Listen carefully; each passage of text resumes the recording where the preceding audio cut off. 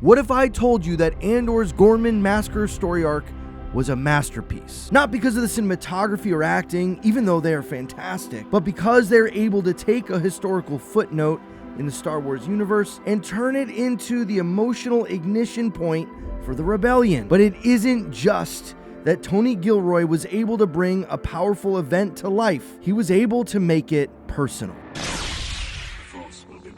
Star Wars has a history and a lore. It's what makes the universe so unique and loved by so many fans. And we see that the Gohrman Massacre first appeared in the Rebel source book for the role-playing game from 1990. This is when the original Gohrman Massacre was mentioned. It didn't come with big fanfare. It didn't come in a movie or in a way that every fan would know about. It kind of was just a historical footnote, an event that kind of led up to what we see in the films. Tony Gilroy decided that this turning point moment known for Mon Mothma would also be in line with what happens to Cassian Andor. It sent the writers down a journey to now take this moment far past just mere politics. This story couldn't just be told from the halls of Coruscant. It had to be personal. It was this narrative brilliance that took a historical event and turned it into a lived experience that we all felt. But it wasn't just the backstory of the Gohrmans that made us truly feel what was happening at the Gohrman Massacre and made this whole storyline work. Instead, it goes even further by taking these contrasting perspectives and putting them side by side. All good writing has one thing in common: tension. There are many ways to build tension, and Gilroy and the Andor team chose one way to do that through the contrasting perspectives of Cassian Andor and Mon Mothma.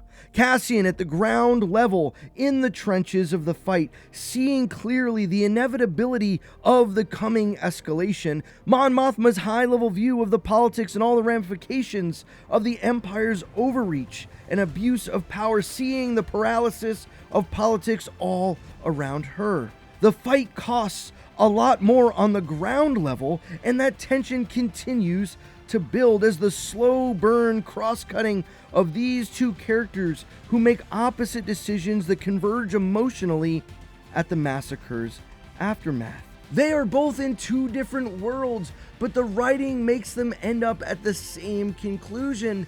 The Empire cannot be reasoned with. But building tension through great writing is only part of the equation. It's what you do with it that matters. For some, Andor was slow. Too much talking, no lightsabers, no space battles. This isn't Star Wars, and I'm not having fun. But in a world of instant gratification, any delay in payoff seems like torture. When in reality, the delayed release of Andor's payoff is exactly how it built up pressure to create even more tension. The pressure has been building on Gohrman for 6 episodes now, when this arc finally begins. Episode 7 opens in calm, slow patience, the quiet before the storm, but we know it will continue to get worse and worse. The Empire's grip tightens, and Cassian is sent to Gohrman for an assassination. The setup is in place. We can feel the pressure. Episode 8 then shifts from this tension to rupture as we see finally the massacre. But look how even in this episode they planned everything out. Character arcs collide as the trap from the Empire is sprung on the protesters. We see evil demonstrated, and we even feel it. Then we see the fallout from this event in the following episode. The cover-up and attempts to control the narrative. The audience, having seen the truth, feel more connected to the decision Mon Mothma has to make. However, it's not just in the payoff of all this built-up tension that this arc becomes a masterpiece. It's what happens next in the aftermath. When we were in the moment, I thought that episode 8 was going to be the best Andor episode. But reflecting more on the choices made, it's episode 9 that sealed this arc for me. As Cassian leaves Gohrman, hearing the radio broadcast, it shifted something. It moved everything. It started to reframe the rebellion's moral foundation, a plotline that has been all throughout Star Wars from the very beginning.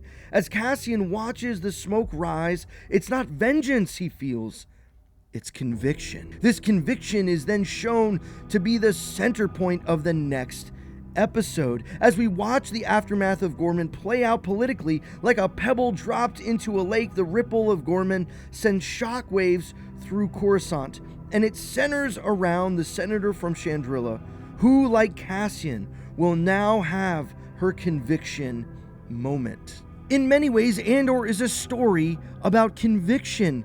We see it from the Gohrman people, from Bix, from Luthen, Bail, Clea. They are all in.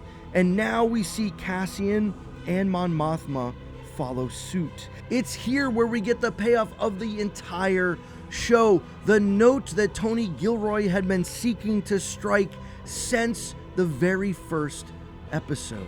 And these impactful moments were given their full narrative weight. They were not just glossed over. And that's why this arc works so well. The pacing of setup, crisis, aftermath, the personal stakes of it all, seeing the micro and macro perspectives, everything being pulled together through the theme of identity as we together learn who these characters really are.